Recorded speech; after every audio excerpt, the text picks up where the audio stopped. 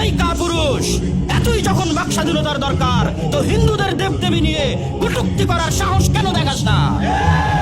আজ মুসলমানেরা অসহায়, ইসলাম অসহায়, তাই তোমার বাক স্বাধীনতা শুধু আমার নবীর বিরুদ্ধে প্রয়োগ করা লাগে, আমার আল্লাহর বিরুদ্ধে প্রয়োগ করা লাগে।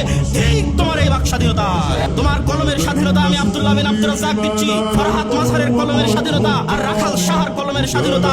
সাহস থাকলে নরেন্দ্র মোদীর বিরুদ্ধে এরকম কটূক্তি করো দেখি, ডক্টর ইউনূসের বিরুদ্ধে এরকম কটূক্তি করো দেখি। সাহস থাকলে শেখ মুজিবুর রহমান, জিয়াউর রহমানের বিরুদ্ধে এরকম কটূক্তি করো দেখি। কিন্তু তাদের বিরুদ্ধে কটূক্তি করার সময় তোমার স্বাধীনতা থাকে না। আর অসহায় মুসলমান, অসহায় ইসলাম আর অসহায় মুসলমানের নবীর বিরুদ্ধে কটূক্তি করার সময় তোমাদের স্বাধীনতা জেগে ওঠে। এই যে যাদের নাম উচ্চারণ করলাম, যাদের বিরুদ্ধে কটূক্তি করতে তোমাদের বুক কাঁপবে, এরকম হাজারো লাখো কোটি শাসককে আমরা আল্লাহর নবীর সম্মানের বিনিময়ে আমাদের পায়ের জুতার সমানও মূল্য দিতে দ্বিধাবোধ করি না। আপনাদের মনে রাখতে হবে, গাজী ইলমুদ্দিনের উত্তরসূরি আজও বাংলার মাটিতে আছে।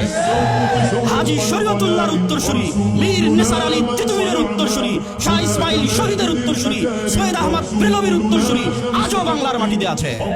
1757 সাল নবাব সিরাজউদ্দৌলার সেই পলাশীর আম্রকাননের ইতিহাস থেকে শুরু করে 1831 সালের বালাকোটের ইতিহাস থেকে শুরু করে 1857 সালের সিপাহী বিদ্রোহ থেকে শুরু করে 1947 সালের দুই দ্বিজাতি তত্ত্ব থিওরির উপর ভিত্তি করে মুসলমানদের আলাদা স্বাধীন রাষ্ট্র আন্দোলন থেকে শুরু করে 52 ভাষা আন্দোলন থেকে শুরু করে 71 স্বাধীনতা আন্দোলন থেকে শুরু করে 24 জুলাই আন্দোলন পর্যন্ত যত রক্ত ঝরেছে তার 90% বেশি রক্ত এদেশের মুসলমানেরা দিয়েছে।